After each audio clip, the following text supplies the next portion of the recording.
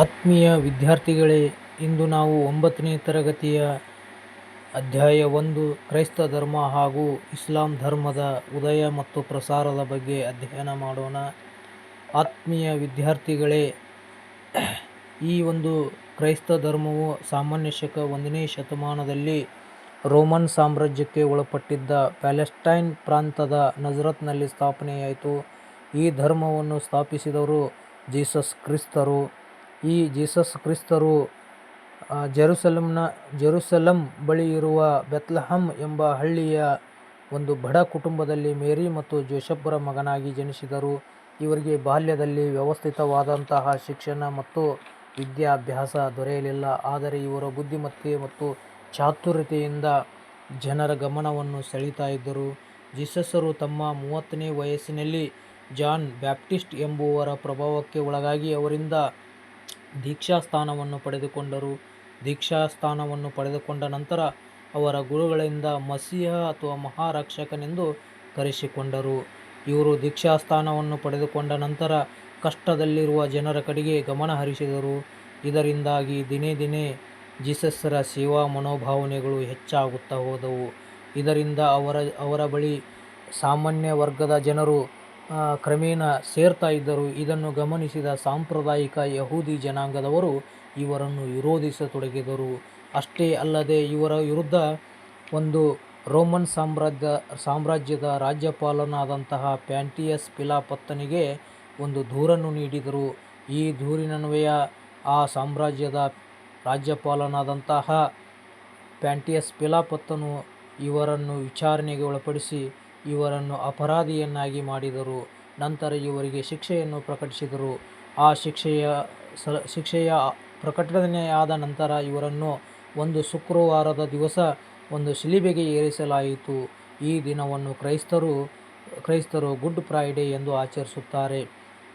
ಯೇಸುಕ್ರಿಸ್ತರ ಬೋಧನೆಗಳು. ಯೇಸುಕ್ರಿಸ್ತರು ತಮ್ಮ 30ನೇ ವಯಸ್ಸಿನಿಂದ 33ನೇ ವಯಸ್ಸಿನವರೆಗೆ ಪ್ಯಾಲೆಸ್ಟೈನ್ ಪ್ರಾಂತ್ಯದ ಹಲವಾರು ಭಾಗಗಳಲ್ಲಿ ಸಂಚರಿಸಿ ದೈವತ್ವದ ಬಗೆಗೆ ಸರಳ ಬೋಧನೆಗಳನ್ನು ಮಾಡಿದರು. ಈ ಬೋಧನೆಗಳನ್ನು ಮಾಡುವ ಮೂಲಕ ಮಾನವ ಸಮಾಜಕ್ಕೆ ಶಾಂತಿ, ಕರುಣೆ, ಭದ್ರ ಬುನಾದಿಯೊಂದನ್ನು ನೀಡಿದರು. ಇವರ ಬೋಧನೆಗಳನ್ನು ಹೀಗೆ ನಾವು ತಿಳಿಯಬಹುದು. ಮೊದಲನೆಯದಾಗಿ, ದೇವರು ಒಬ್ಬನೇ. ದಯಾಮಯನಾದ ದೇವರು ಸರ್ವ ಜೀವರಾಶಿಗಳ ತಂದೆ. ಪ್ರತಿಯೊಬ್ಬರಲ್ಲಿ ಸೋದರತ್ವ ಭಾವನೆ ಇರಬೇಕು. ನಾವು ಕಷ್ಟದಲ್ಲಿರುವವರನ್ನು ಪ್ರೀತಿಸಿದರೆ ದೇವರು ಪ್ರೀತಿಸಿದಂತೆ ಪರರಿಂದ ಯಾವುದನ್ನು ಬಯಸದೆ ನಾವು ಅವರ ಸೇವೆಯನ್ನು ಮಾಡಬೇಕು. ಮಾನವನ ಸೇವೆಯೇ ದೇವರ ಸೇವೆಗೆ ಸಮನಾದುದು. ಮಾನವನು ತನ್ನ ತಪ್ಪಿಗೆ ಪಶ್ಚಾತ್ತಾಪ ಪಟ್ಟರೆ ಅದಕ್ಕೆ ದೇವರಿಂದ ಕ್ಷಮಾಪಣೆ ಇದೆ. ನಿನ್ನ ಶತ್ರುವನ್ನು ನೀನು ಪ್ರೀತಿಸು, ನಿನಗೆ ಕೆಟ್ಟದ್ದನ್ನು ಬಯಸುವವರಿಗೆ ನೀನು ಒಳ್ಳೆಯದನ್ನು ಬಯಸು ಎಂದು ಯೇಸುಕ್ರಿಸ್ತರು ತಮ್ಮ ಬೋಧನೆಗಳ ಮುಖಾಂತರ ಜನರಿಗೆ ತಿಳುವಳಿಕೆಯ ಸಂದೇಶವನ್ನು ಸಾರಿದರು. ಇನ್ನು ಕ್ರೈಸ್ತ ಧರ್ಮದ ಪ್ರಸಾರ. ಜೀಸಸರು ಬದುಕಿದ್ದಾಗಲೇ ತನ್ನ ತತ್ವಗಳನ್ನು ಪ್ರಪಂಚದ ಎಲ್ಲ ಭಾಗಗಳಲ್ಲಿ ತಲುಪಿಸಿ ಆ ಮೂಲಕ ಕಷ್ಟದಲ್ಲಿರುವವರನ್ನು ರಕ್ಷಿಸಬೇಕೆಂಬ ಜವಾಬ್ದಾರಿಯನ್ನು ಮತ್ತು ದೀಕ್ಷೆಯನ್ನು ತನ್ನ 12 ಜನ ಶಿಷ್ಯಂದಿರಿಗೆ ವಹಿಸಿದರು. ಅವರನ್ನು ಅಪೋಸಲ್ಸ್ ಎಂದು ಕರೆಯಲಾಗಿದೆ. ಇವರಲ್ಲಿ ಒಬ್ಬನಾದಂತಹ ಸಂತ ಪೀಟರನು ಅತಿ ಪ್ರಮುಖನಾಗಿದ್ದನು.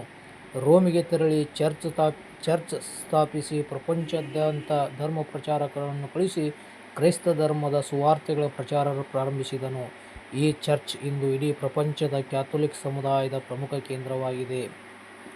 ಮುಂದೆ ಈ ಒಂದು ಕ್ರೈಸ್ತ ಧರ್ಮದಲ್ಲಿ ಕ್ಯಾಥೋಲಿಕ್ ಮತ್ತು ಪ್ರಾಟೆಸ್ಟೆಂಟರು ಎಂಬ 2 ಪಂಗಡಗಳು ಉಂಟಾದವು. ಕ್ಯಾಥೋಲಿಕರು ಮೂಲತಃ ಒಂದು ಯೇಸುಕ್ರಿಸ್ತರ ಒಂದು ಬೋಧನೆಗೆ ಒಳಪಟ್ಟವರಾಗಿದ್ದರು. ಮುಂದೆ ಈ ಒಂದು ಕ್ಯಾಥೋಲಿಕರ ಒಂದು ದುರಾಡಳಿತ ಹಾಗೂ ದುರಾಚಾರಗಳನ್ನು ವಿರೋಧಿಸಿ ಮಾರ್ಟಿನ್ ಲೂಥರ್ ಎಂಬುವರು ಪ್ರಾಟೆಸ್ಟೆಂಟ್ ಎಂಬ ಒಂದು ಪಂಥವನ್ನು ಸ್ಥಾಪಿಸಿದರು. ಈ ಪಂಥದ ಸ್ಥಾಪನೆಯಿಂದಾಗಿ ಕ್ರೈಸ್ತ ಧರ್ಮದಲ್ಲಿ 2 ಪಂಥಗಳು ಉಗಮವಾದವು. ಈ ಒಂದು ಧರ್ಮದಲ್ಲಿ ಒಂದು ಪವಿತ್ರವಾದ ಗ್ರಂಥ ಯಾವುದೆಂದರೆ ಬೈಬಲ್. ಈ ಒಂದು ಬೈಬಲದಲ್ಲಿ 2 ಭಾಗಗಳಿವೆ. ಒಂದು ಓಲ್ಡ್ ಸ್ಟೇಟ್ಮೆಂಟ್, ಇನ್ನೊಂದು ನ್ಯೂ ಸ್ಟೇಟ್ಮೆಂಟ್.